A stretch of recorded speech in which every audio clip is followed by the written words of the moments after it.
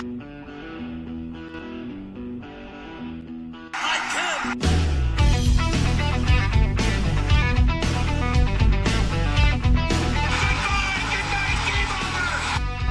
the Blues on the street.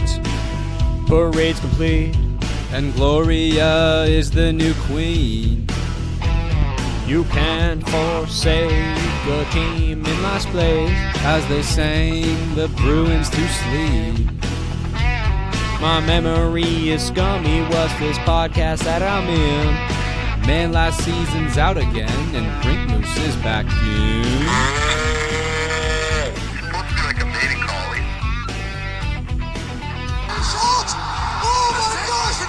Hey Pierre, what's wrong? What's going on? No team's gonna cut you a deal. Mitch said, hey Austin, you're awesome. Drop your pants and shock them. Now score like your game's freaking near. Unfriggin' believable. Sen's got no stars or snipers, but it's best draft in years.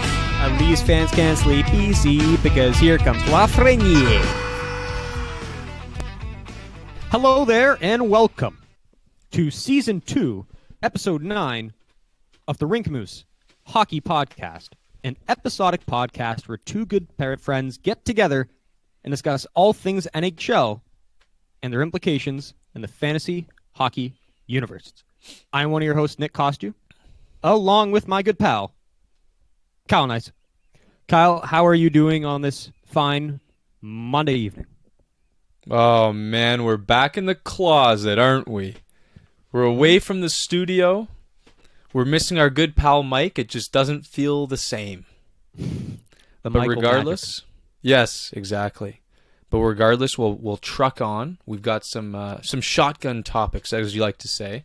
Mostly Trade Center stuff, and then a little bit of content at the end, and probably a shorter episode overall today. We'll just get through those, and then we'll come back next time with some big predictions and that kind of content. Yeah, I mean, I think it goes without saying for the fans, this is more of a housekeeping kind of episode because obviously a lot transpires between the deadline and you know the episode we had before that and today. So a lot of this is just going to be some housekeeping, going over what exactly happened, placing down our verdicts, who won, who lost, what were the big moves of the deadline, and of course some surprising little stories that have come up in the league alongside that. So yeah, like Kyle said, bit of a shotgun episode here, but we're going to trudge along and provide you with our insights. So without further ado, Kyle, are you ready for the trade deadline, the first move of the trade deadline that I have written down here? I think I am. I am. Okay, so we are going to start with, I'm going to bring you all the way back, this is about 2 weeks ago, to February 16th. Tampa Bay Lightning acquire forward Blake Coleman from the New Jersey Devils in exchange for forward prospect Nolan Foote and a first-round pick in the 2020 or 2021 NHL draft. What did you think of this move? This is Tampa Bay's first step into kind of, getting their bottom six some grit, I guess, like skillful grit. It feels like they were looking for this brand of player where it's like this guy can throw the body, but he can still play. Coleman was the first piece of this. And boy, New Jersey gets a haul. This could probably be one of the bigger hauls of the whole 2-week period of leading up to the trade deadline. Obviously, the first rounder is a first rounder. That's great. Even if it's late in the first, it's the 2020 draft. You're going to get a good player. And then you have Nolan Foote. I mean, this guy is a legit first-round talent. He's about a year removed from his draft year. You just saw him at the World Juniors. He's got a rocket of a shot. And then New Jersey's starting to put together almost like kind of reassemble that Team Canada. They got Nolan Foote now. They still have Ty Smith. I think they got one other guy. Oh, yeah. What the hell? They got one other guy, too. So it's really looking good for them, even though they've had a lost season. What a friggin' return for New Jersey here. Crazy. This one definitely raised my eyebrows. I think this is kind of the first move of that new New Jersey regime with the I mean it's a great first impression. If you want to make an impression on the fan base, this is certainly it. Nolan Foote, of course, not the Foote brother who you really like. That's who's that one? No, Nolan is the one I like. Cal he is the one you like. Yes, Cal Wow. is the other guy. Right. So And I think Cal is the defenseman. Right. So Nolan, of course, being the one who just had that run in the World Juniors, and the first round pick, regardless what year it is. Not sure what the conditions are. Michael would be here to give us those, but we're not going to look up those at the moment. But I mean, the first round pick, Nolan Foote, it's a great package for a guy like Coleman who, let's face it, probably isn't a top 6 forward. I mean, no, right now. I mean, look no further than where he is right now. He's had 2 weeks with the Lightning. He's been buried in the bottom 6. He's only now brought up because of their recent injuries, which we'll get into a little later on in the show. So I think just look at where they're placing him. Look at the way he's being utilized, and Tampa is paying a lot for a very specific kind of player. I get what they're going for. You need that grit and grind in the playoffs. It's something Boston has, something Tampa Bay doesn't necessarily have. So they're trying to man up more with the Bruins, which, hey, sure, I get what Julien Brisebois is trying to do there. But, I mean, to me, it seems like one team has to overpay. If you're Tampa, you have to overpay right now. This is your window. There's enormous pressure to compete now. And so I guess I see it from their eye why they made this move. I just think, Nolan Foote in a first-round pick, what else could you have gotten for that? If you just sent a feeler, if you sent a feeler throughout the league and just said, Nolan Foote, first-round pick, what are you going to give me? Could they have got Kreider? I'd rather have Kreider. But what was the asking price on him, right? So who knows? Before the shenanigans, if they offered that for Kreider, I would have said, yeah, that seems like a fair deal. Sure. I'm going to name 3 names here. Coleman, Patrick Maroon, and Barclay Goodrow, all acquired this year by the Lightning. They got embarrassed last year by the Columbus Blue Jackets, a team with some size. I think that that general manager really, really, really, like you said, does not want to have that same feeling against a Boston, and they don't want it to be a lack of proactivity that they lose. So they've addressed that need. They can rumble with the big boys, or so they think, and that's got to be the main driver for this deal for Tampa Bay. And I'm glad you mentioned the Goodrow, because I was going to do I mean, it just makes sense to address that right now. Sure. I mean, Goudreau, they gave up a first-round pick for him. I mean, that was, to me, was the biggest head-scratcher of deadline day, the 14th or the 24th. Just because I know the player very well, obviously coming from San Jose. Again, bottom 6 guy, very good penalty killer, doesn't really provide much offense at even strength. He's a very specialized player. He's got a niche. He's got a certain thing he does, and he doesn't really do much above that. So, I mean, to me, the first-round pick, albeit it's a late first-round pick, but it's still a first-round pick in 2020. Shocking. And, again, all the pundits out there saying, oh, well, they're doing it for salary cap relief. They're trying to free up cap space so they can potentially re-sign, this guy and this guy. And I'm like, well, can't you just get salary cap relief via a cheaper way? Does it really take a first-round pick? So, to me, again, head scratcher. It almost makes me rethink what is the value of a first round pick. I always thought it was high based on these movies we see, and then you just see one thrown out there for a Goudreau. So, man, what a head scratcher that one was. Two points on this. I don't want to go on too much of a tangent, but that other first rounder that they got for Coleman, that's actually Vancouver's first rounder. So, and just based on where Vancouver is in the standings, it could be a decent middle round first rounder. So that's pretty good value there. Another thing, if I were a Toronto fan, honestly, the price is high, but these are the kinds of moves that I would be wanting my Toronto Maple Leafs team to be making. Getting guys like this, getting character guys, little bit of grit. It seems like maybe Tampa Bay has figured that part out, where they're going to need guys like this. In Toronto, whether Dubas it just flies over his head or he thinks he doesn't need this, I would want this on a team like Toronto, where it's all finesse, skill, and all that kind of stuff. So I like this for Tampa Bay. They're going for it. They need to. This roster is due for a long playoff run. Moving on.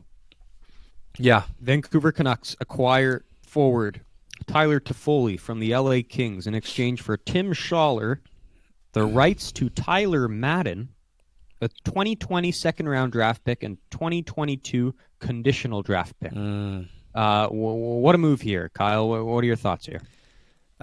Mixed emotions. Really mixed emotions. Like, just looking at the return that LA got, first impressions tell me that's, it's a fair trade. Toffoli's a pretty good player. I get why Vancouver would want someone like that, especially with Brock Besser out.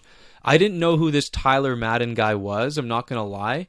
But Vancouver fans are pretty upset about this Madden guy going. Apparently he's a legit prospect, and LA may have actually gotten a stud here. And I don't know too much about the guy again, but you showed me that list, and apparently this guy is right up there on the depth chart.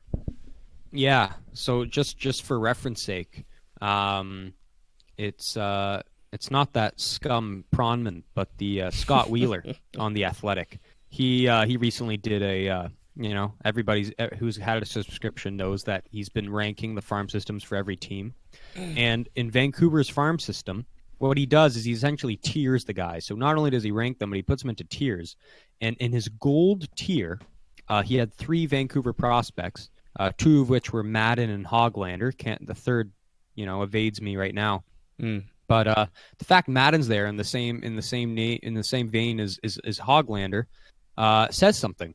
And the numbers speak to that. The guy has almost 20 goals this year in the NCAA, which is which is great for a guy at his age. That's a tough league to score in. We even saw, going back to Jack Eichel's numbers. You're not going to put up OHL numbers in the NCAA. And the reality is this guy has the pedigree. He was just competed with Team US in the World Juniors. More of like a kind of power forward from what I hear. And I think LA needs that. I think they've drafted some skilled guys. They already have some skilled and guys like Fagamo and Kaliev and of course their most recent early round pick Turcotte. So I think a guy like Madden kind of adds some more grit there. A guy who can be like a second, third line player, but can also be productive. And I think he fills a essential void there. So I think for LA, it's huge. And of course, you got a second round pick in 2020, which is crazy. Solid, very solid. The Kings now, I was watching their game over the weekend, over the intermission. They were outlining all their picks in this coming draft. And man, I wish I had the stat with me right now, but it must have been something like 8 picks in like the first 4 rounds. It was nuts. Them and Montreal in particular are really going to run this draft as far as like who's stepping to the podium the most. And of course, they get a conditional pick, and I think it's a great haul for a guy or Tyler Toffoli who, let's be honest, whose stock has only been going down. This was a guy who did score 30 goals at one point. He did lead them to a Stanley Cup, 2 Stanley Cups, but this guy hasn't really gone up ever since then. Ever since that year of 30 goals, his game has only gone down. And usually what happens when a guy's value goes down is you're not nearly going to get the price tag that you would have got earlier.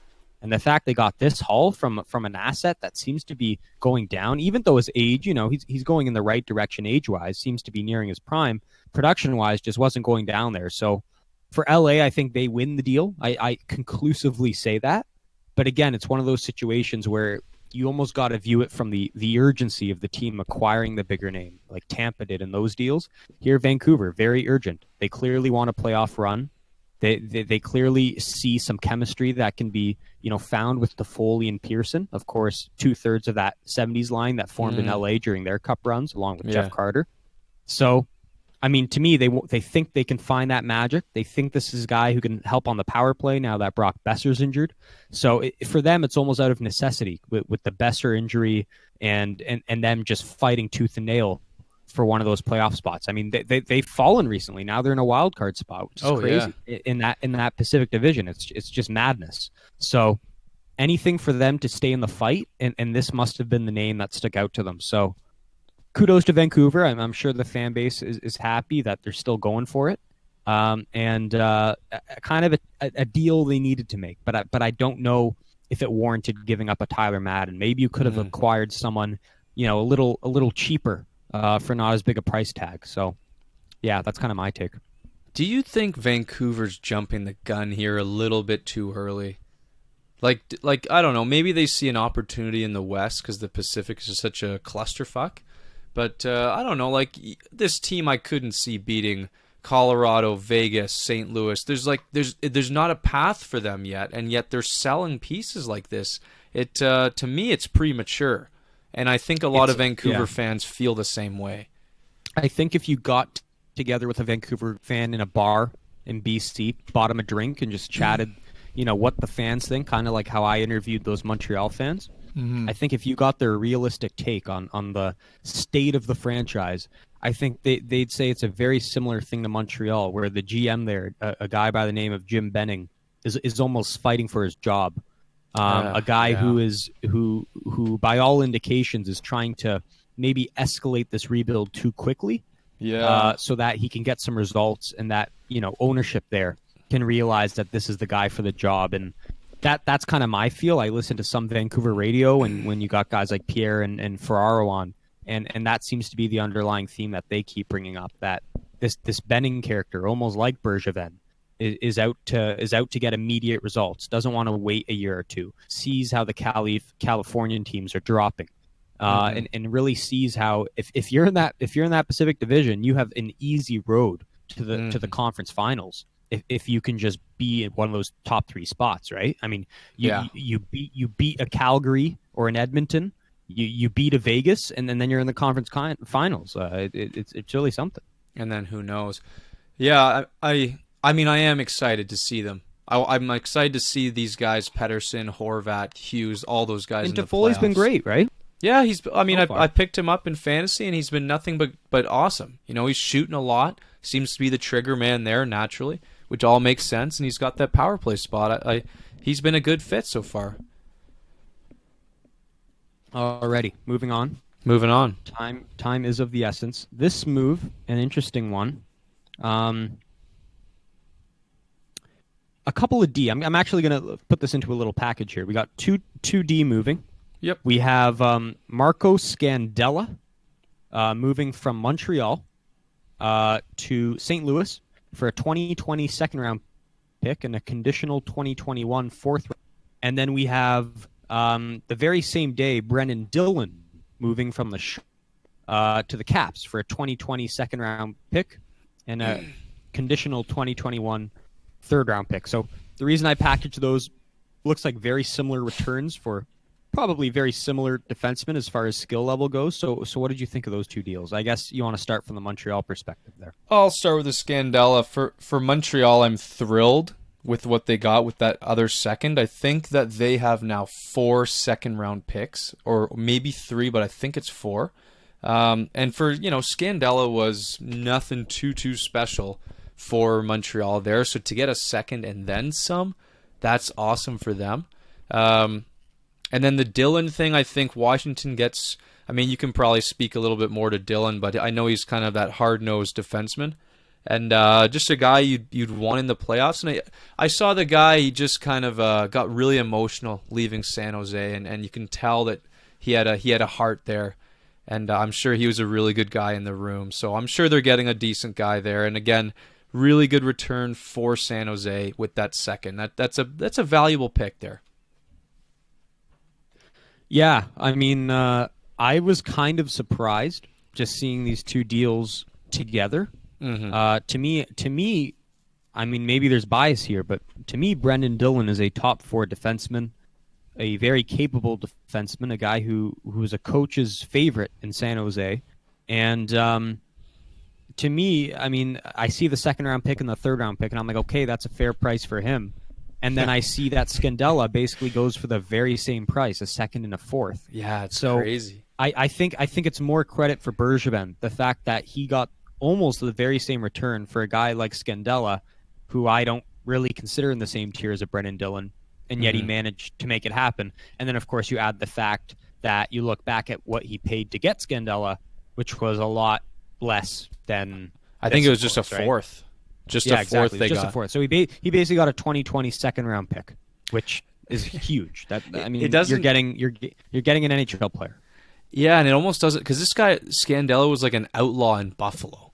Like Yeah. he barely cracked Buffalo's roster, came to Montreal, had some some meaningful games, and maybe this Exactly. was St. Louis in desperation mode with And they love him now, Bouwmeester, by the way. right? They love him in St. Louis. He's fit like a glove. So Really? Okay. yeah. There you go. So they don't regret it. The one little funny take of this deal was when Munch to Pierre, like the magical, the great move of Bergeron. Pierre basically was quick to interject, and basically said, "Well, a pick's only good if you make something of it. Oh, So I don't consider this. You can't give him credit yet." I like that. Pierre is onto like that, something eh? here. I'm going to get to Montreal later. I got some roasting to do. And yeah, Pierre, yeah. No, I've been hearing him on the Montreal radio, and they're definitely onto something there. Big time. Okay. Which, yeah, I mean, you can't disagree with that. Like, if you don't do anything with those picks, then it's nothing. And let's Yes. be honest, the amateur scouting from the Montreal Canadiens' perspective has been far from, perfect, Laughable. right? Laughable. Exactly. I mean, that's a long hole we don't need to go down. But the reality is he's right for saying that. I mean, this management has shown no signs of the fact we should trust them just with these picks. And so I think this draft's going to be really telling. Yeah, for sure. Moving on. Yep. Another big one. Big D again moving. Alec Martinez from the LA Kings to the Vegas Golden Knights. They end up spending a 2020 second rounder and a 2021 second rounder. So again, when you evaluate it in this hodgepodge of defensemen moving, again, price tag on this guy a little higher, 2 seconds instead of the second and the third or the second and the fourth. Rightly so. He's got more pedigree. He's won 2 cups, and he basically was a top 4 defenseman during that entire era. Not sure how much you want to contribute here, Kyle. Not too much. Just again, LA stacking currency. These second rounders are pretty valuable. I'm not sure. Do they have 2 firsts in this coming 2020? I'm gonna pull it up right here, but I would not be surprised if that were the case. Yeah. If it were another year like last year where they have an early one and then a late one. But I will. I don't get think on they that. do actually. But yeah, Martinez is to me he's just a solid, middle pairing guy. I'm sure on Vegas he might play in that bottom pairing, but if they had to play him in the middle pairing, then I think he could do that pretty well. And I like this for Vegas, just kind of stacking up maybe where they have a little bit of a deficiency. Because man, I love their forwards. Yeah. But Well, since the move, they've really liked him. He's been actually scoring too. He's been fantasy relevant. He's getting on the score sheet, and they love the guy. Again, a guy like Scandella, he's fit like a glove. I'd say he's fitting even better there. So again, a good move for Vegas, and again, another win now kind of move, right? You see how desperate that fan base is for results. We talked about it with the coaching change, a few weeks ago, and this is just them making another move. And with that said, I think we addressed the goaltender that they added, which was what's his face, Robin Lehner, over from the Chicago Blackhawks. I'm trying to find it here. That return eludes me. I got it here, actually. It's Malcolm Subban, a 2020 second rounder, and some guy named Demon. Yeah, so, I don't know. Probably some filler just to fill out the rest of that trade there. Yeah. But I mean, quite the price, I guess, right? Quite the. You know what though? Vegas. When you're a contender, how much do second rounders really mean to you? Probably next to nothing. They swapped out probably an unreliable Malcolm Subban, and they threw in Demon, and they got a guy who's basically a Vezina nominee last year. Leonard has proven he can do really, really good things. The only thing I'd worry about with him, he's a bit of an odd duck. He's a little bit of that weirdo kind of guy, and he might, there's possible chances he could clash with some guys in the room. But I mean, you can't now say Vegas has a shaky goalie tandem at all. Fleury can be one of the best goalies, and Leonard proves that Leonard's a golden backup in terms of quality. So now you're looking at Vegas and you're like, where are their faults? Where are their weaknesses? Right. They actually don't have any that I can see. Their forwards are great. They added Martinez. They added this backup. It's a near perfect team in my mind. They're going to be they might be, Colorado might, but they might be my second choice right behind them. Right, which, of course, I made the bold prediction about a month ago that this team was going to go all the way. And you see the 8-game win streak. You see the Pete DeBoer magic that I predicted. Is the money down? The money was never down. Oh. Due to circumstances. I missed the boat. Yes. I doubted the team. They had a stretch against Tampa, Washington, some tough teams, and I thought they were going to lose those games and I'd get even more value, and they ended up winning them. And they got the streak, and at that point, I kind of ducked my head and admitted defeat. Yeah. So it's almost a shitty circumstance now where I'm cheering against them. Oh, come on! I'm sour. You can't. You can't. This is this should be it's your my team. prediction. I don't get me wrong. I'm sticking with my prediction, my January 1st prediction. This team's going. But if they don't go all the way, I'll be a very happy man.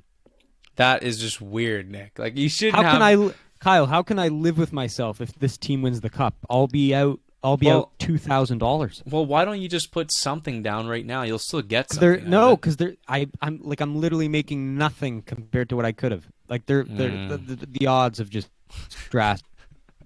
I'm sad. If I could have a time machine, I'd hop in that time machine right now and make it all right. But they're gonna win. I doubted them. You know what? I don't deserve to get any money because I doubted them. I thought they were going to lose those games, and they won those games. So this is just like when San Jose won and you cried, and you're like, I shouldn't have doubted them. I shouldn't have. Should have trusted my heart. I went with my mind, and I should have trusted my heart. Yeah. Well, hey, they with that streak, they've got quite the gap now in that Pacific Division. But the interesting little development is a Mark Stone injury. Which apparently is week to week. So I'm saying 2 to 4 weeks. There's 5 weeks left in the regular season. They say he's going to be back. But man, you got to think at least 3 weeks. Oh man. And they lost their first game without him, 4-1 to the Kings. So maybe they lose 8 in a row. No, come on. Here's the thing about that. Here's what I like about that actually for them. Now picture this scenario. Playoffs is in 5 weeks. Mark Stone is likely healthy in 2 to 3, and then they might give him the rest of the season just to chill, or perhaps just a little bit more time than he actually needs.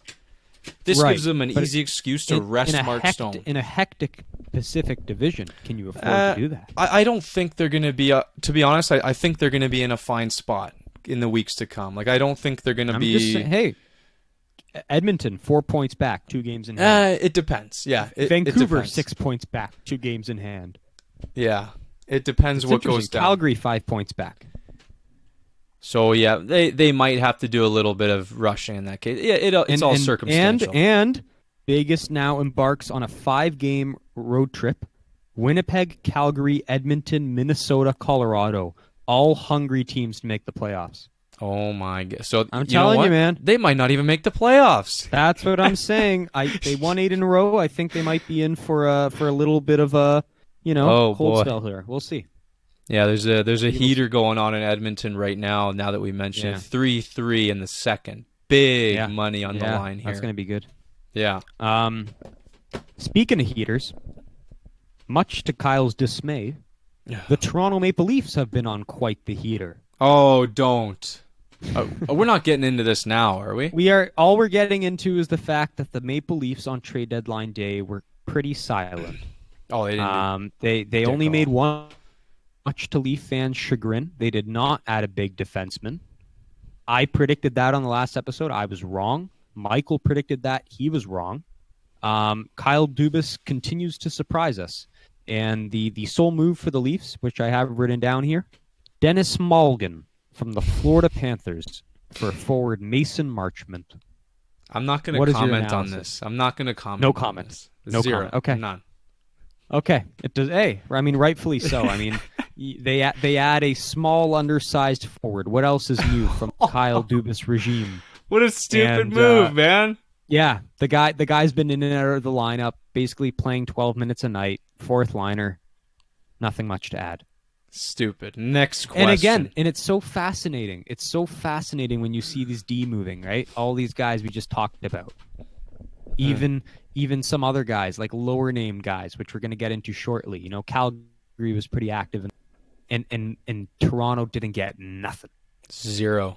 It almost makes you think, did other GMs just like turn off their phone? Did they put it on silent when Dubas called because they're all teaming up against? Do they all just want to throw anchors at the Leafs? I'd like to believe that. I would too. I don't think so though. Like I think I don't know. Who Do you knows? think Dubas is well liked in that community? I don't Young know. kid, big shot, probably making among the most money. And one more thing, this I got to get out of the way. The TSN coverage this year, not a fan. They had it with get this, Kyle. They had a camera on Dubas's like private little suite at the Toronto practice facility. They had a camera just zoned in on his suite as he's walking around on the phone writing shit down. TSN had a little camera in the bottom. That is sick. Just in his private box. That is an invasion of privacy. Like, no, how do you I love post that. How do you do that for like 30 straight minutes on national television? I mean, you know, the guy's picking his nose and everybody can see it. When you got to fill that 8 hours of time, you got to think of everything, right? You got to just. It was an eventful deadline day. That's all we can be thankful of that. But I will not downplay TSN. I will not say one bad word, of course. Yeah, bizarre. Anyways, you want to do Kasha? Yeah, that's what I had the next one. So I'm going to let you take the lead on this one. You seem to be more well versed on this player. The Bruins acquire Andre Casse from the Anaheim Ducks in exchange for David Backes, Axel Andersson, and a 2020 first-round pick. Again, these first-round picks moving like nothing. I know, yeah. So Boston gets into the play here. They get into the fold. For this guy, Andre Kasha, 23 points in 49 games. Not the greatest. I mean, I think he was playing a top 6 role in Anaheim there. So, I mean, he's obviously going to slot into the bottom 6 in Boston. But this guy's got a nasty history of injuries. He hasn't even come close to passing like 70 games even in his short career. So, I mean, this is a guy who's shown flashes of being a good player. But I think Boston pays a relatively handsome price for a guy that, honestly, I didn't really picture joining them. So it's kind of a weird one for me. I think a big factor to this was getting that Backes contract, or 75% of it, off the books. And then, yeah, so I don't know. It probably makes their bottom 6 a bit better. But to me, it doesn't really move the needle for them. Yeah, I mean, I joked around they seem to always have, but to me the D almost seemed complete at this point. And it seemed like they were this was like a Charlie Coyle edition from last year. We need another depth forward who hopefully can catch lightning, so that we can provide more depth offense when that Bergeron, Pasternak, and Marchand line may get cold in the playoffs. That's kind of what this move looked like to me. We need as much depth scoring as possible.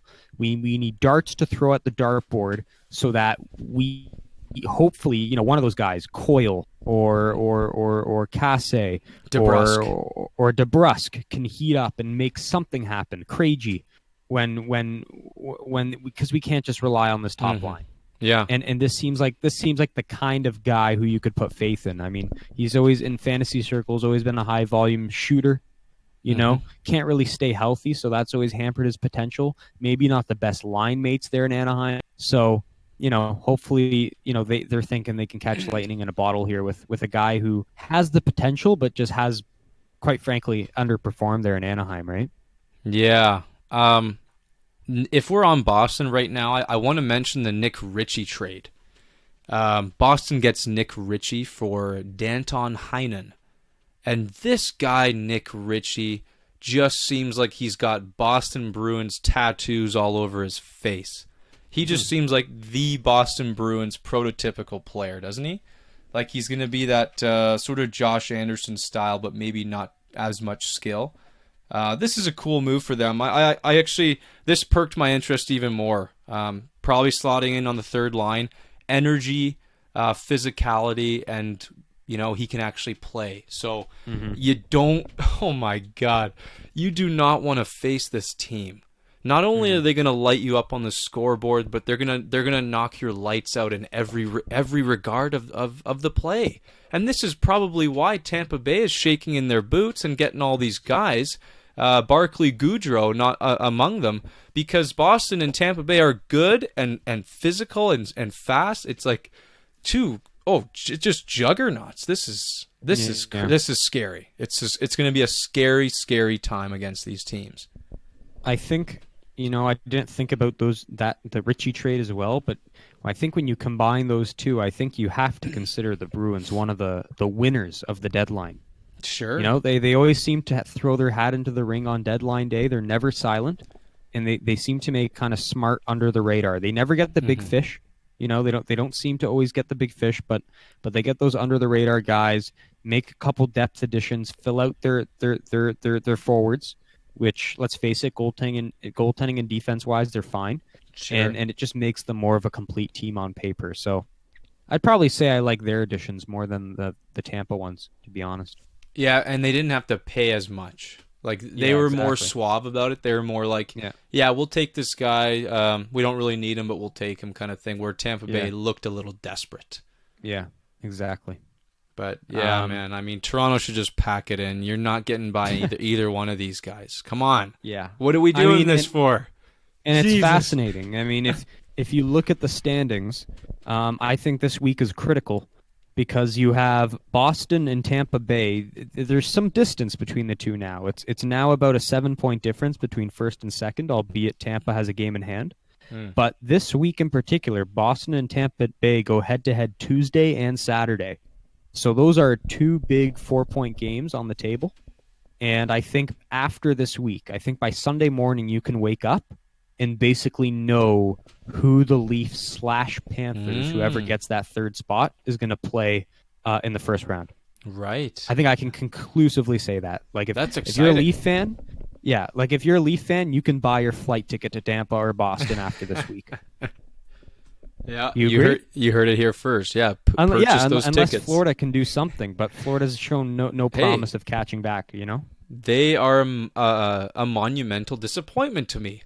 Like, how do you fold like this? I think we'll get into them a little bit later. It's a great segue. It's the next trade on my topic list. Sure. Yeah. Let's roll on. Carolina Hurricanes acquire Vinny Trocheck, my cousin Vinny, from the Florida Panthers, in exchange for Eric Halla, Lucas Wallmark, Eetu Leoistaranian, and Kase Prisky. Do you know anything about these two prospects, Kyle? Not a friggin' clue. You know what I wrote in my notes here? Howla, Wallmark, and guys. I didn't even write their names, man. Like, What the hell just happened? What is wrong with Vinny Trocheck? Like, isn't he a great second-line center from last I checked? I know he's having a kind of an off season, but I mean, come on. Is that, like, what's your plan to replace him? Just a couple of years ago. What's the plan here, boys? Like, what did they do this for? To just get, like, trade the best player in the trade and get a bunch of, like, decent half decent pieces back? This and you know what's funny? Both of those teams in the deal, Carolina, Florida, they're both faltering. This doesn't make any sense. Like, what? Like, come on. Yeah. Who's their second line center now? Is it one of these schmucks? No, hell no. Those guys aren't even. Those are prospects. Those guys are not even playing in the league. No, like Howla But, or Walmart. I don't even know. No, I think they're Hall is wingers, not a right? center. Or yeah, I guess they have him at center, centering No Machari and Mike Hoffman. But That it's just sucks. weird, man. Yeah, Like, and this Walmart's their third center. I like them weird. a lot less now.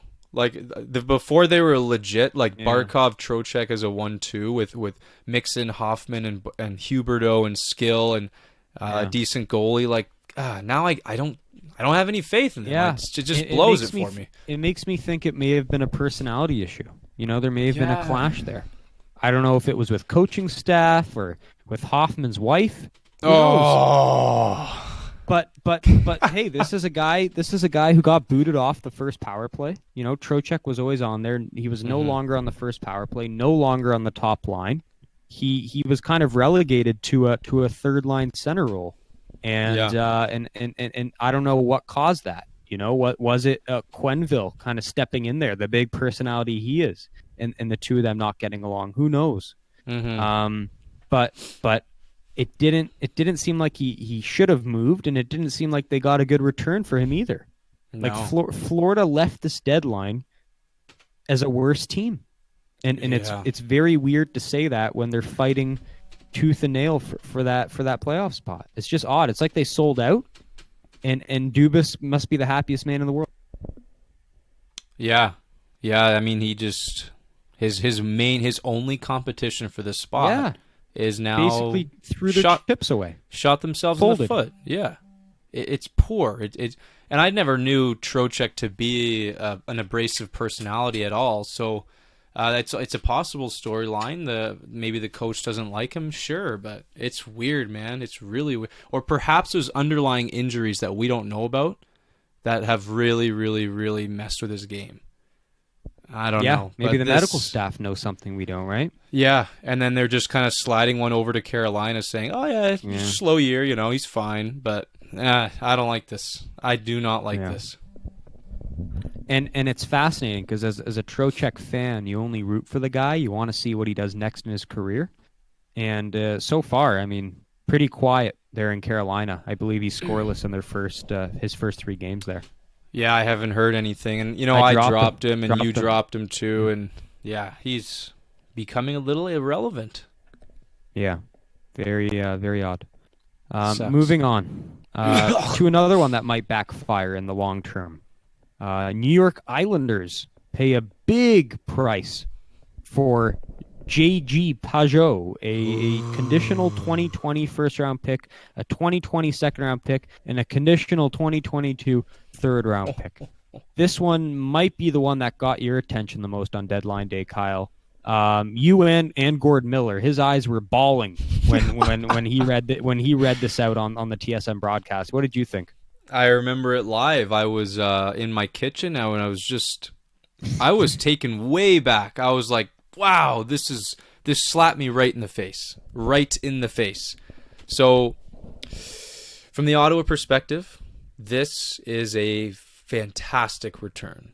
Just considering it's the first rounder and the second rounder alone. The third rounder is kind of a weird condition. It's like if the Islanders win the cup, so kind of throw that to the side. But the condition on the first is only top 3 protected. So that's and crazy. looking at the Islanders have no chance to get into the top 3 in the Metro, in my opinion. They're a wild card team who's going to be battling the whole way. So you're looking at a middle first rounder. That gives Ottawa 3 damn first round picks. 3 first round picks. Their own, San Jose's, and now this middle first rounder. Fantastic currency. It's what a haul. What a haul for Ottawa. Now they liked this guy. J.G. Pajot is a local boy from Ottawa. Really, really, really kind of fan favorite kind of guy. Really gave his all for the team. He's like the Brendan Gallagher of Ottawa in a way. Just always had his heart in the right place.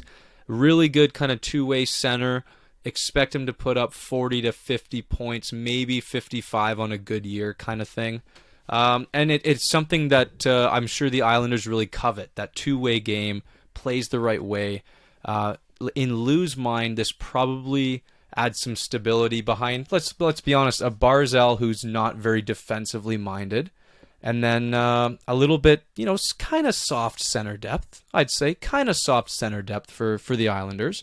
So he gets his piece. He gets his reliable guy. They signed him, and he's going to be a great fit there. I have no doubt about that. But I'd say win on both sides of the table. Maybe Lou is being a little bit trigger happy with kind of going for it, perhaps. But, I mean, he got his guy. So, I mean, I kind of like this for both teams. Yeah, the interesting kind of perspective I heard was the TSN guys were throwing this around that Lou Lamoriello has a history of overspending. He seems to be the kind of old man who gets kind of grumpy when he really wants something, and he will pull the trigger. He won't be afraid to pull the trigger. Right. I mean, you look at what he gave up, what he gave to Zaitsev. He gave him a huge extension, right? Weird. Or a few other moves he made in that Maple Leaf era that were far from flaws. When he gets restless and he wants to get something done instantaneously, he will do it. And that kind of looked like this move to me. I mean, it's a huge package for a, let's face it, elite third line center. This is a third line center on a Stanley Cup team. Yeah. But this team doesn't look like a Stanley Cup contender to me. And they seem to need more dynamic scoring. They need more guys like Eberle and Barzal and less checkers, Like you're not going to check your way to a Stanley Cup. Like not if you're scoring like a bottom 10 team in the league, which this team's doing. So I don't know what they're doing here. I know it fits their identity. I know their coach Billy Trotz is probably licking his chops, thinking about how he's going to integrate him into his defensive scheme. For sure. But, man, I don't know. And then you see the extension he signs, 6 years at $5 million. That's a lot of term. Yeah. Oh, That's a lot of term, man. This looks like another Zaitsev to me. Yeah. Now he's 27. This new guy's loyal. Like when he's loyal to somebody, this guy's loyal, and he gave a big haul to this JG Pajot. So the dollar value, okay, I get it. Like everyone's value's escalating nowadays. Like it seems like everyone's getting a pay increase with the cap, but the 6-year term, I don't know if I want to be a part of that. Yeah, and you said it best. I'm sure Trotz gave a big thumbs up and a red-faced smile when he heard about this deal. Give him over. Sure, I'm down for this guy. And yes, like a super third liner. But he's 27. The deal ends when he's 33. Not too bad. Not too bad. As long as he keeps producing at the rate he has this year. Hey, he's had some really good production this year. And he's fit in really well on that top power play. The first 2 games, actually, he played with them. He was very productive. I think he had a goal in both games. Haven't checked in since, but so far it feels like a good fit. And Eberle's getting hot there too. So yeah, we'll see what happens there. We'll monitor the Pajot progress, but I think he's happy to be there, and I think both sides are pretty content. But yeah, I like what you said about he's like a stubborn old goat, that Lou Lamoriello. He just, nope, this is my player, and I'm getting exactly. And Dorian, give it to Dorian. Like he just bent the old man over the barrel and took what he wanted. Exactly. He got in early. It was in the early mornings of deadline day, and he got in there and got out quick. Montreal, Ottawa was fairly not too loud that day, but that was their big haul, and now of course. So Kyle, when they say top 3 protected, is that top 3 in the conference or is that top 3 overall? Top 3 overall. So if the Islanders happen to win the lottery with that pick, then the first rounder becomes a 2021 first rounder. Right. But the odds of that are they're not. Yeah, minuscule. They're not falling that much. No. But there's a chance they don't even make the playoffs. That's correct. Which means they get another lottery pick, which means 3 lottery picks. Technically, they'd get 3 lottery picks, but if the Islanders were to win it, then it would. But they're not. Over. They're not. You're not going to win if you're like 13th, 14th, or 15th, right? Oh, they're thinking like if we get the Islanders finishing in like that 15th overall range, they are just shitting themselves with glory. So they basically get Tim Stutzel, they get Jamie Drysdale, and they get Connor Zary. Yeah, that's a real possibility. That's great. An even crazier possibility is Lafreniere, Byfield, and Connor Zary. What the fuck, Nick? I was gonna tell you this later, but this Ottawa Senators team might start to become one of my favorite teams. The new team. It depends. It depends how this draft goes, but boy, have they made some good decisions. Good decisions. I like when a team really rebuilds correctly, and if they hit, then we're in business. We're in big business. And unlike Montreal, the track record's been there, right? They seem to do a good job with their scouting, and they seem to get good value, you know? Look at that Shane Pinto that we saw in the juniors. He's having a great year. And all because that Dorion, his background is as an amateur scout. The guy was an amateur scout before he became a GM, so you know he's got his finger on a lot of those deals. Mm-hmm. I like it a lot. Okay, moving forward. This is one of my favorite storylines of the trade deadline day. Patrick Marleau gets the approval, gets the thumbs up from the family to leave San Jose in hopes of chasing the elusive Lord Stanley Cup for a conditional third-round pick from the Pittsburgh Penguins. Basically, so as a Penguins fan, what do you make of this? I love this move. This is fantastic. This is like you get Patrick Marleau for free, slot him in on your bottom six. The guy can still skate, if I'm not mistaken. He's just another veteran voice. He adds a sense of urgency and desperation to a team that, you know, if you've won so many times in the last 4 years, sometimes maybe the feelings get stale. Things don't get stale with this guy. He's looking to get that cup at an elderly, ripe age, and they're going to be like, this is just one more reason to really, really push this year. I love what that does for the room, and this is a good move. He's got some old chemistry with Crosby back in the 2010 Olympics days. They were both on that team, so they're going to get along really well. Absolutely no-brainer for Pittsburgh. Awesome move. Yeah, another reason to cheer for the Penguins if you're a Penguins fan, in hopes that this guy can hopefully get it done. Mm-hmm. But I think it segues into the next kind of interesting little thing that didn't happen, which was Joe Thornton decided to stay in San Jose. And I thought one of the most comedic parts of that TSN Trade Center was when they were doing their winners and losers. You know, they're all choosing teams. This team won. This team lost. The O-Dog had the gumption of saying that his loser of the day was Joe Thornton. He basically just singled out a guy and said he was a loser because he decided to stay in San Jose. So what do you make of those comments? And, I mean, do you disrespect this guy, Kyle? I mean, it doesn't seem like something you'd like. Like you seem you would not like a guy who decides to stay in Northern California, retire in the sunset, instead of going to a cold climate and chasing Lord Stanley's Cup and you know, say Boston or somewhere else. What do you make of this? Oh, you're absolutely right on your assessment of what I would like, but I was under the impression that Joe Thornton had wanted to give it another try, had wanted to maybe move somewhere. And that's what he said. He had the interview. He was disappointed. But whether that's true or not, like how hard was he pushing? That's the question. Like it sounds to me like Marleau was like, yeah, like just get me out of here, and let me have one more shot. The other possibility is that San Jose tried to move Thornton and no one was really interested. On a contending team, is Joe Thornton gonna actually benefit you on your fourth line? That's what they probably had to ask, and for a lot of the teams, a lot of the best teams in the league, that answer was no, I think. So I think the amount of teams that were interested were very small and perhaps weren't, it just wasn't a good fit. But no, if that is the case, and if Joe wanted to stay, I would be pretty upset with him. I wouldn't respect that. I think that now, like, what happens to his career now? Does he come back next year? because San Jose's not doing anything. We know that.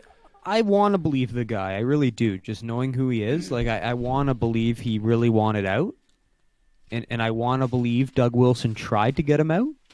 I just think, quite frankly, nobody wanted him.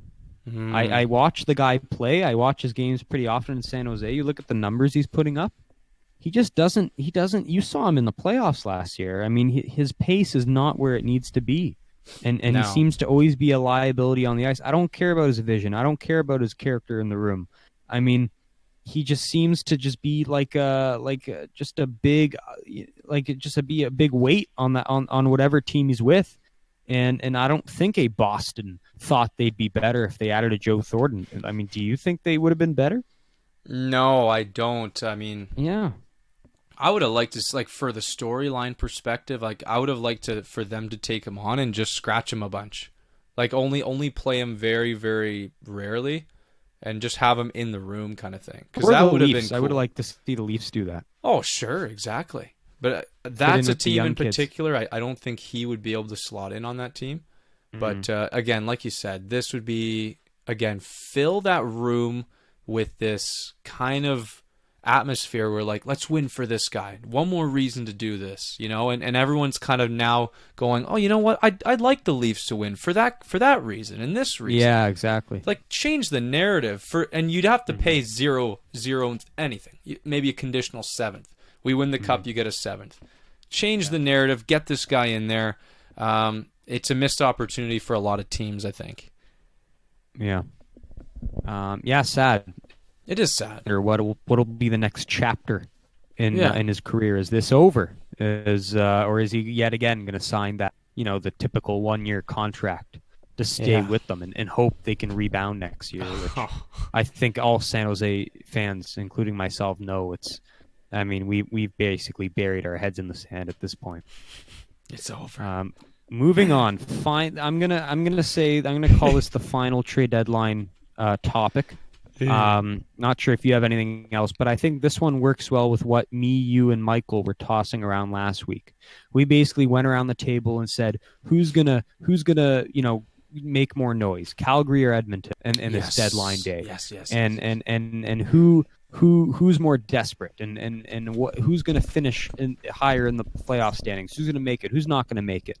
And basically, we have both teams making 2 pretty significant deals here. I'm going to start from Edmonton, and then I'm going to go Calgary. I'm going to ask who you think had the better day. Edmonton acquires Andreas Athanasiou and Ryan Kufner from Detroit in exchange for Sam Gagner and 2 second-round picks, 2020 and 2021, respectively. And then they also, this one a little smaller, but a sprinkle nonetheless. They acquired Tyler Ennis from the Ottawa Senators in exchange for a 5th-round pick in 2021. More picks for Ottawa, of course. And then Calgary, moving just south there in Alberta. They add defenseman Derek Forbert from the LA Kings in exchange for a 4th-round pick in 2021. And they add defenseman Eric Gustafsson from the Chicago Blackhawks in exchange for a 3rd-round pick, this one in 2020. So there you have it, Kyle, in case you forgot. And who do you think had the better day here? I think Calgary's day is like a deflated pool toy. Whoa. And I think,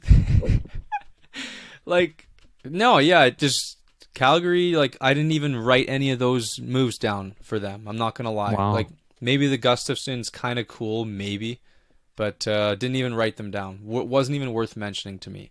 And then you look at Edmonton, and it's Jose Bautista bat flip and slow pitch. This guy, they just knocked it right out of the park.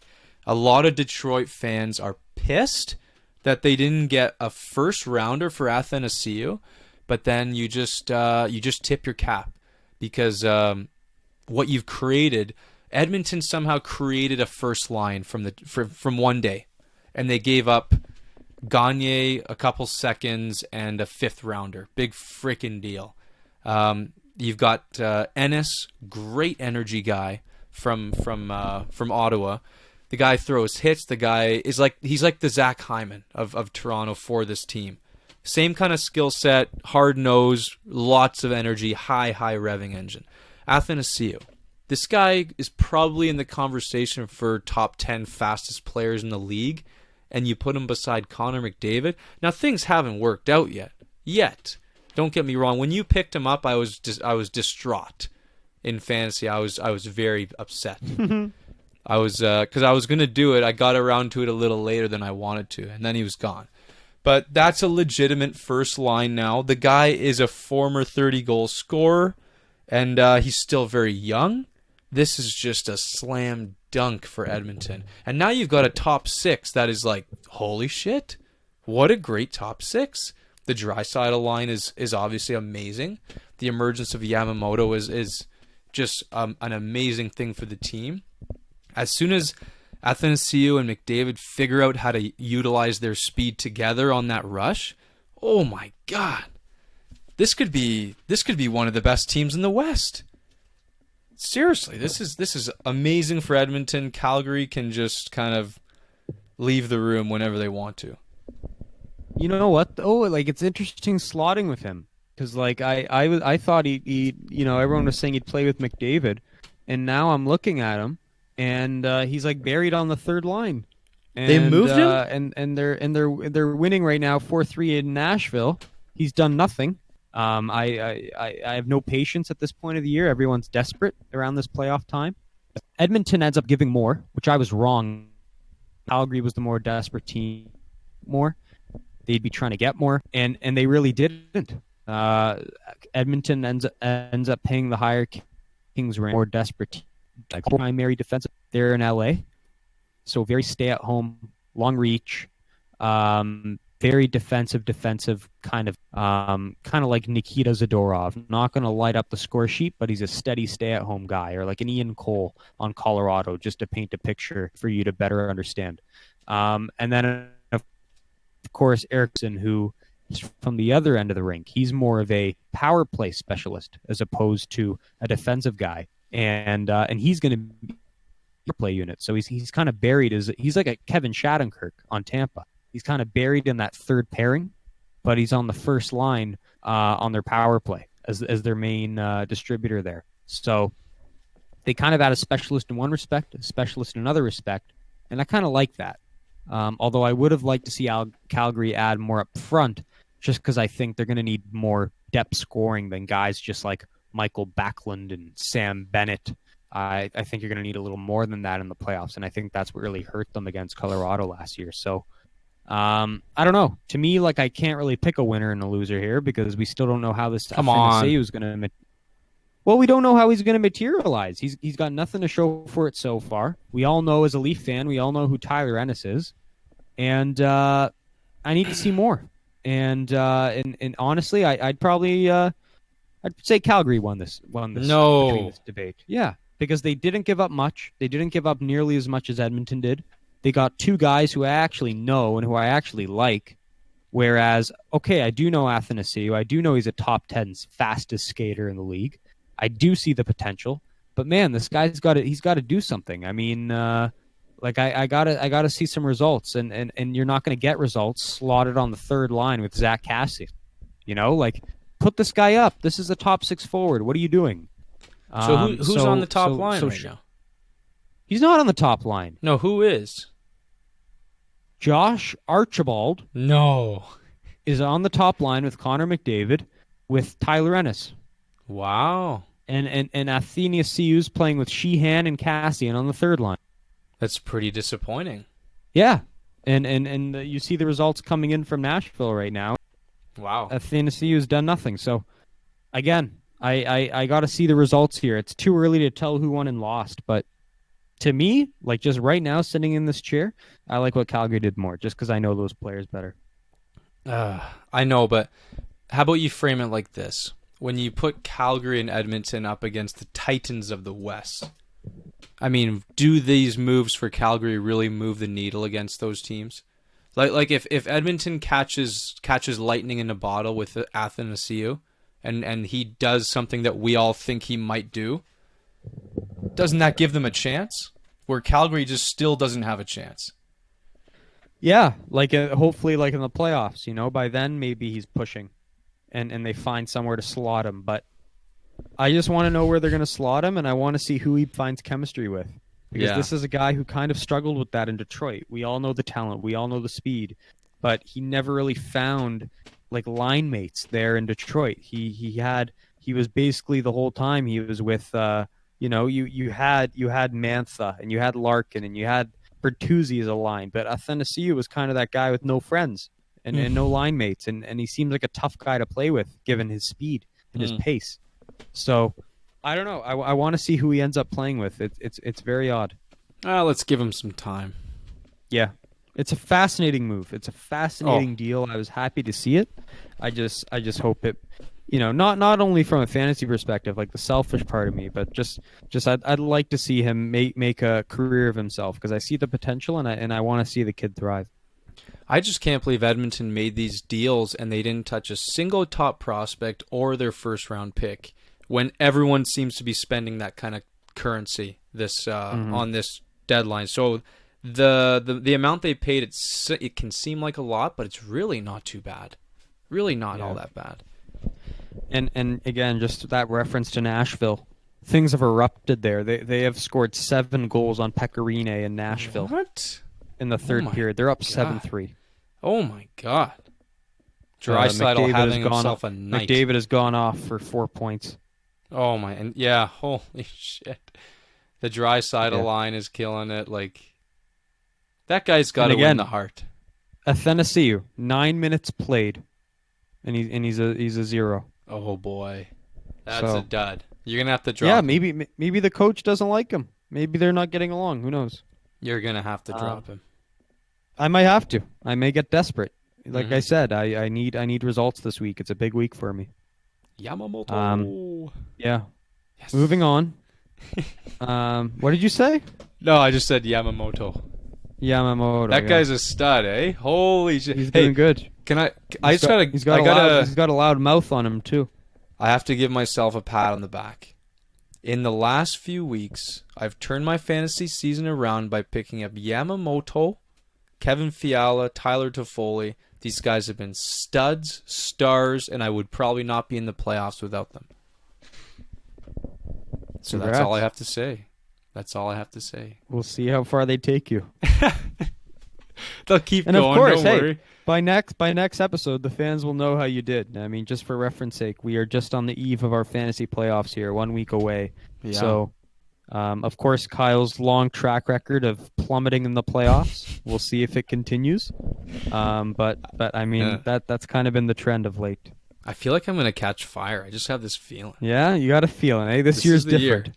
This is the year. Okay. Until you play the other Kyle in the first round again and get mucked. That guy can't beat me. The curse of the other Kyle. I just want to beat Josh, that's all. Big mouth Josh. Okay. Moving on.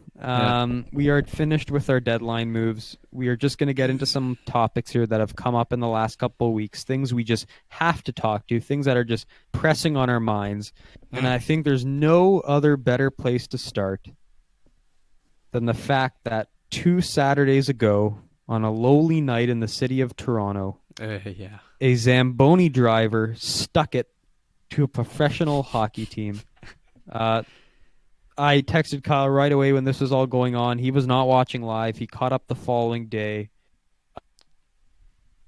This all paint the picture from my perspective. We were downtown at a friend of Will's watching the game there, and we were placing bets. Richard and I walked into this condo just as Aryes had came into the game, so we caught it right at that moment. We saw what happened to Mrazek, and I mean, we saw him come in. We saw the Leafs score on their first 2 shots, and we started doing bets around the room. It was 4-3 Carolina, and going into the third, and we were saying, all right, how many are they going to score? And I had them at 9 goals. I thought the Leafs were going to put 9 by him, and it was going to be a 9-4 final. Wow. And boy, oh boy, was I wrong. The Leafs, I mean, Carolina ends up playing a textbook Stanley Cup winning defensive scheme in that third period.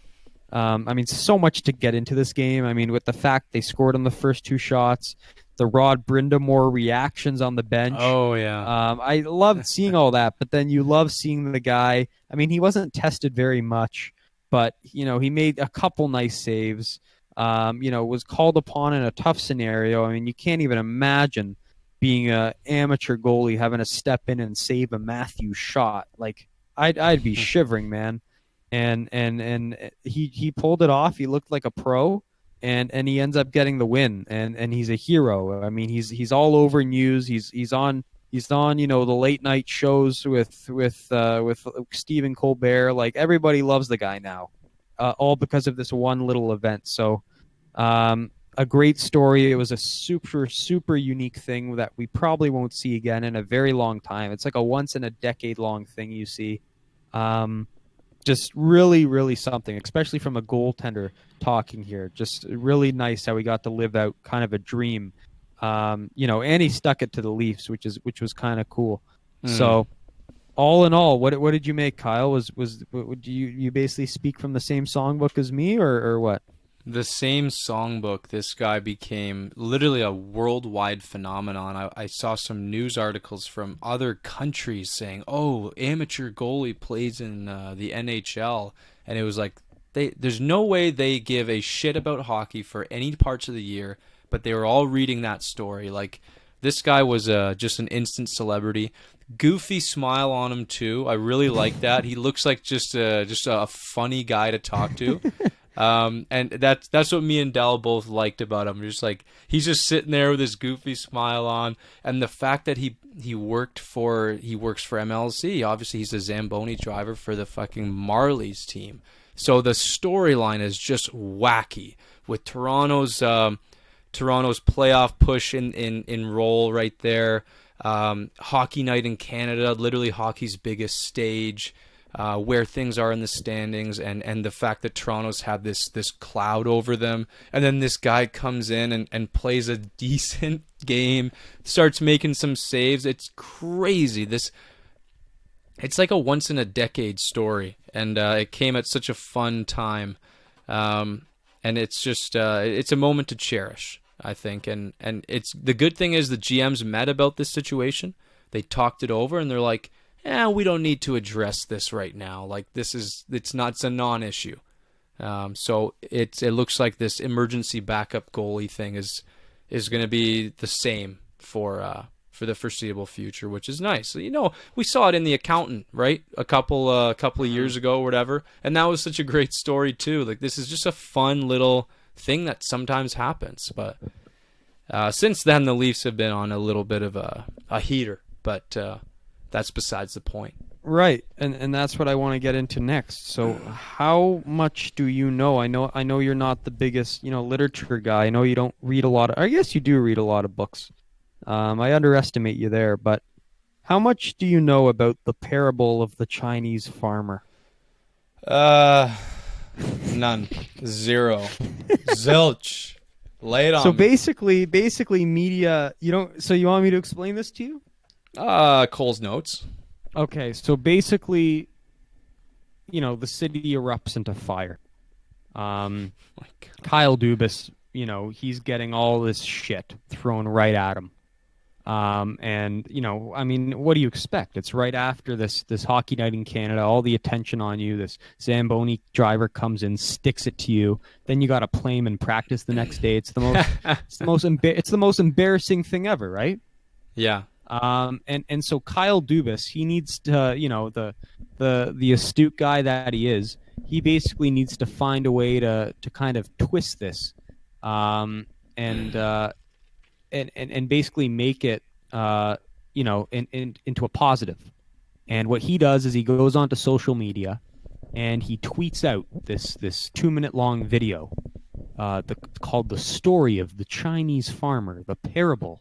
Oh my God. And basically, the main quote. It's a 2-minute video. It's very nicely put on YouTube. Nice picturesque, nice song.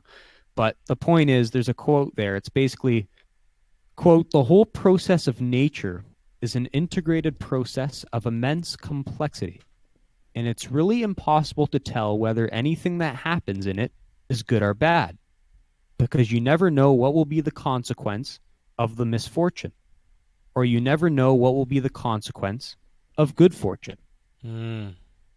So, I mean, there's examples in this parable, like basically the Chinese farmer, his son falls off the horse and he breaks his leg. And the neighbors go, oh, well, that sucks. I mean, he broke his leg. And then, the following week, the army comes and they're conscripting people. And they see the son and they go, hey, we can't conscript the kid because he's got a broken leg.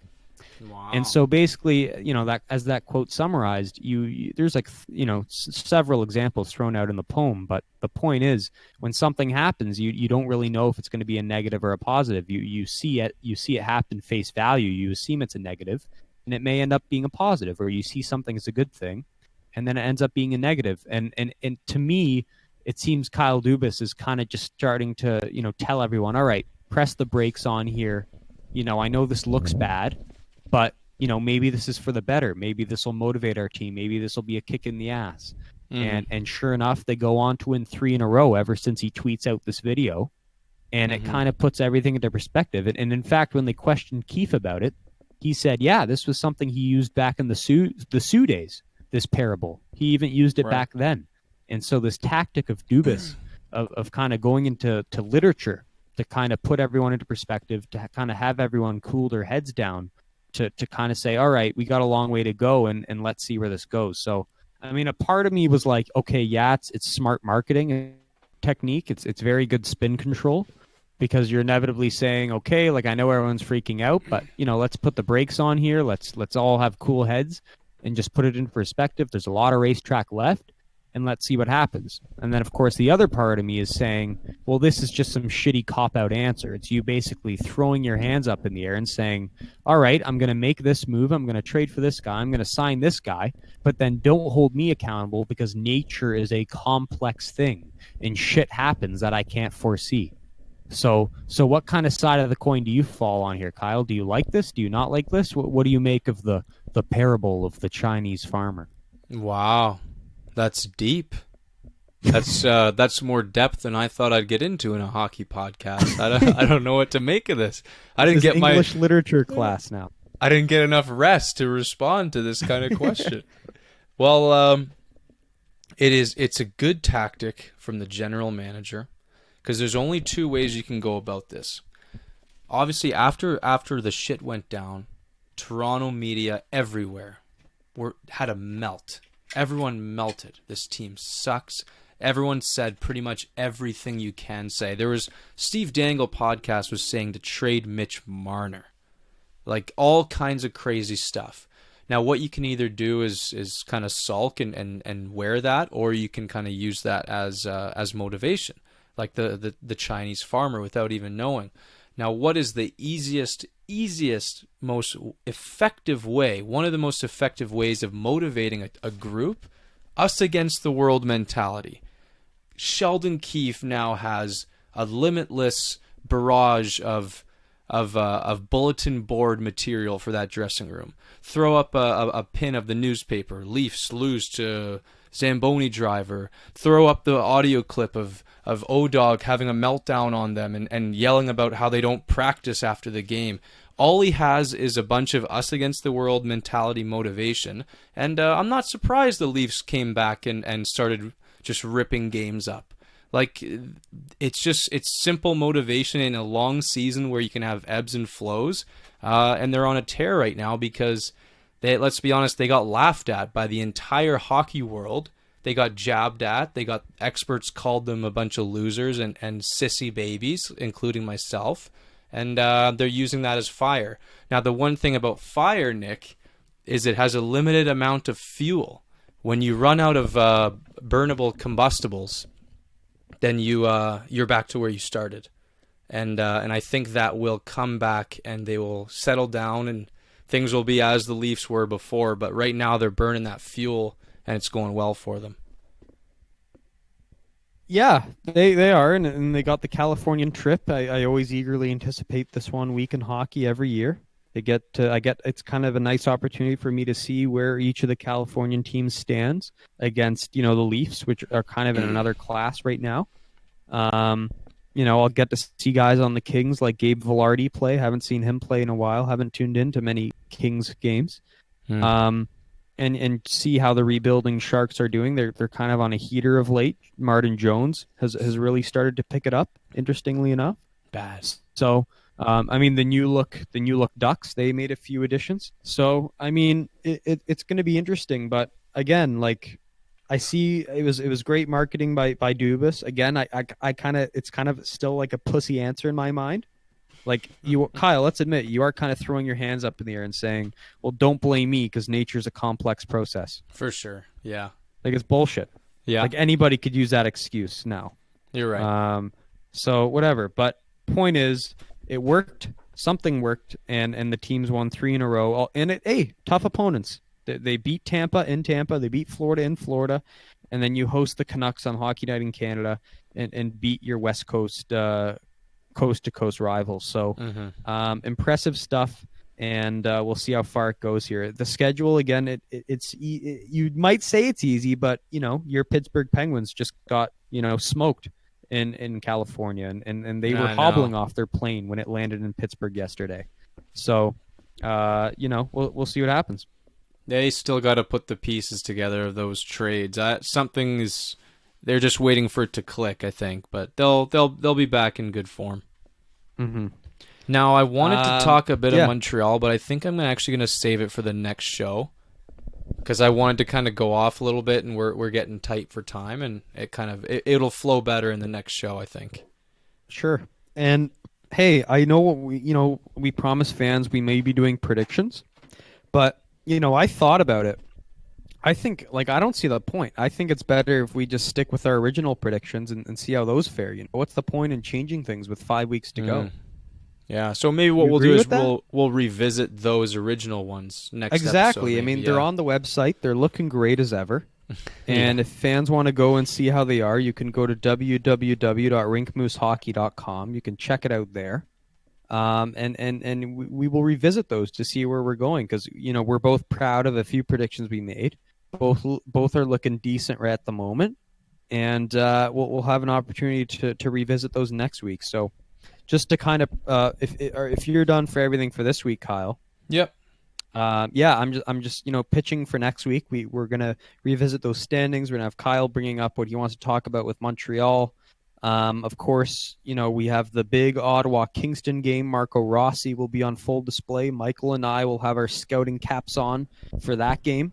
And we'll have a full scouting breakdown of our final player in the trilogy here, the Byfield Perfetti Rossi trilogy, as I may call it, right up there with the Lord of the Rings trilogy, and we'll go from there. So that's kind of your little pitch for next week or 2 weeks from now, and we hope you all tune in then. And for the time being, yet again, it's a pleasure to serve you. We hope you enjoyed our coverage of this year's trade deadline.